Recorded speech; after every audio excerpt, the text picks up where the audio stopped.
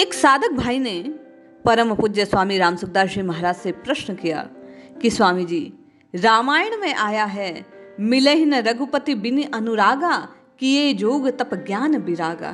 तो दूसरी ओर वहीं कलि संतरणो उपनिषद में कहा गया कि हरे राम महामंत्र का जो 3.5 करोड़ जप कर लेता है उसे परमात्मा की प्राप्ति हो जाती है। अब मेरी जिज्ञासा ये है कि परमात्मा अनुराग से मिलते हैं या स्वामी जी 3.5 करोड़ नाम जप करने से। जय श्री हरि।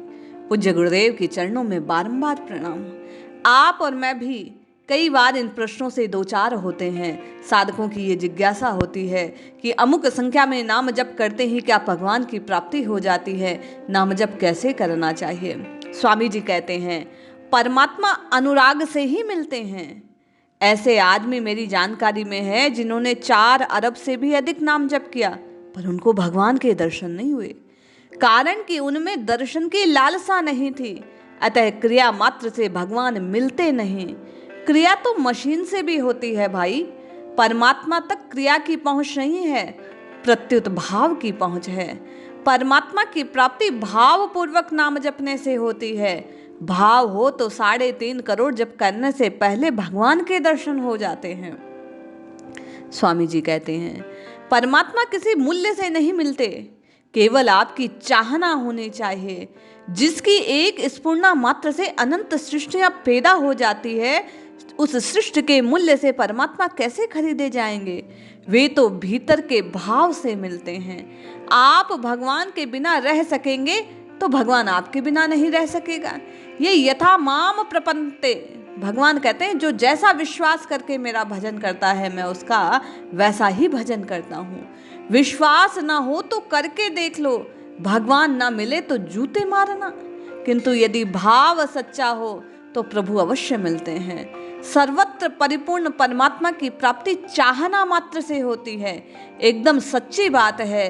केवल एक चाहना हो, साथ में दूसरी कोई चाहना ना हो, परमात्मा की प्राप्ति न घर छोड़ने से होगी न घर में रहने से होगी, प्रत्युत भीतर की चाहना से होगी। उनकी प्राप्ति के लिए ऊपर की क्रियाएं विशेष काम की नहीं है, अंतरतम से उनकी पुकार काम की है। भगवान के समान सुलभ कोई नहीं और उनके समान दुर्लभ भी कोई नहीं। वे सुलभता की आखिरी सीमा है तो वे दुर्लभता की भी आखिरी सीमा है। जिस प्रकार जीवन की चाहना होने से व्याकुलता छटपटाहट होती है, भक्त के हृदय में जब भावपूर्ण वैसे ही छटपटाहट व्याकुलता प्रभु को पाने की हो तो प्रभु मिलते हैं। श्रोता ने आगे प्रश्न किया कि स्वामी जी परमात्मा का ध्यान कैसे किया जाए। स्वामी जी कहते हैं परमात्मा तो कण कण में परिपूर्ण है, इससे बढ़िया कोई ध्यान नहीं। नाम से परमात्मा है, दूसरी चीज है रूप से है नहीं। परमात्मा एक है, उनके रूप अनेक है। उनको किसी एक रूप की उपासना करनी है जिसमें आपकी रुचि हो, उस एक रूप में उनका ध्यान करना है, उस एक रूप से उनकी आपको और मुझे प्राप्ति करनी है। अनेक अनेक होते से भी वे एक हैं। श्रोता ने फिर प्रश्न किया कि क्या हमारे इष्ट राम जी हैं तो उनके साथ गणेश, शिव, हनुमान आदि की पूजा कर सकते हैं। स्वामी जी कहते हैं कर सकते हो, मना कौन करता है।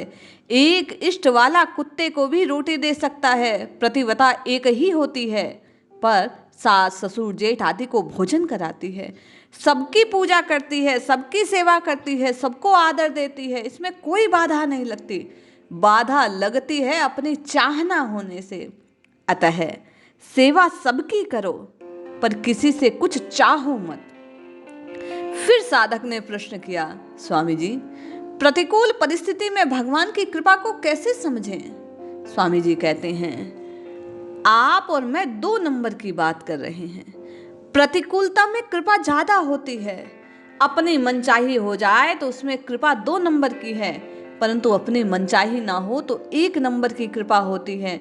जिनमें हमारा पूज्य भाव है, वे माता, पिता, गुरु, संत किसी को भी धमकाते हैं तो उसमें उनका अपनापन है, अथवा उसको नहीं धमकाते उसमें अपनापन है। जरा सोचो, यदि क्रोध करते हैं तो उनका हमारे प्रति प्रेम है और क्रोध ना करके नजरअंदाज कर दिया तो भी प्रेम है। पारमार्थिक मार्ग में सुख बुद्धि भोग बुद्धि का त्याग पहले ही कर देना चाहिए। मनुष्य जन्म सुख भोग के लिए नहीं है भाई बंधु। सुख दुख अनुकूलता प्रतिकूलता तो दिन रात की तरह अपने आप आते जाते चले जाते हैं, इनमें उद्योग करना नहीं पड़ता। ये तो संसार का स्वरूप है। दिन और रात के आने जाने के लिए आप क्या उद्योग करते हैं? साधक को यदि दुख होता है तो इस बात का होता है कि भगवान के स्मरण भजन के बिना समय चला गया। जैसा कहा, कहे हनुमंत विपति प्रभु सोई, जब तब सुमिरन भजन न होई। अरे अनुकूलता की इच्छा वाला साधन कर नहीं सकता। अगर परमात्मा की प्राप्ति चाहते हो तो सुख मत चाहो, क्योंकि सुख तो त्याग करने की चीज है। सुख अच्छा लगता है पर उसमें फायदा नहीं है। दुख बुरा लगता है पर उससे उन्नति होगी। मनुष्य जितना जितना दुख भोगता है उतना उतना अंतःकरण शुद्ध होता है। संसार का सुख तो एक आफत के समान है। स्वामी जी कहते हैं, मनुष्य को आराम की चीजें जितनी ज्यादा मिलती है उतना उसका पतन होता है।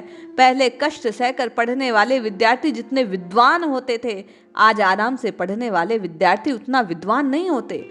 आज अच्छे विद्वान मिलते नहीं। आप प्रत्यक्ष देख ले, पहले बीए पास करने वाले तेज होते थे, आज एमए पास करने वाले भी तेज नहीं होते। दुख में आदमी का जितना विकास होता है उतना सुख में नहीं होता। मुझे तो आज देख देख कर आश्चर्य होता है कि गलीचा आदि बनाने वाले रंग नहीं पहचानते कि कहाँ कौन सा रंग होना चाहिए। फर्श पर जड़ा पत्थर देखता हूं तो भूले दिखती है, घड़ी देखता हूं तो कमियां दिखती है। बड़े बड़े काम करने वाले आदमियों में भी बुद्धि की कमी देखता हूं। बैटरी से चलने वाली घड़ी आने से घड़ी साथ निकम्मे हो गए। आगे चलकर घड़ी बना सके ऐसी अक्ल नहीं होगी। जितना सुख आराम बढ़ गया उतना पतन हो गया। स्वामी जी कहते हैं, चाह सच्ची हो उसके लिए निरंतर प्रयास होता रहे। राम राम हरि हरि की पुकार लगाते रहो। निश्चय जानो भाव पर परिपक्व होगा, अंतःकरण शुद्ध होगा और आपको परमात्मा की प्राप्ति होगी। जय श्री हरि।